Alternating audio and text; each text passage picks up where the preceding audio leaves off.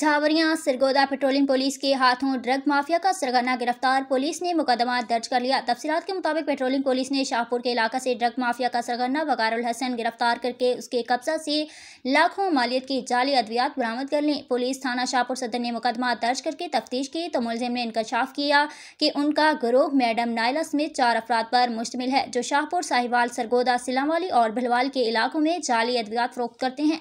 पहले इस ग्रुप के दीगर मुलजिमान की गिरफ्तारी के लिए छापे मार रही है। Deputy director controller Faheem Rizia ने बताया कि इस गिरोह को इलाका साहिवाल से पहले भी गिरफ्तार किया गया था।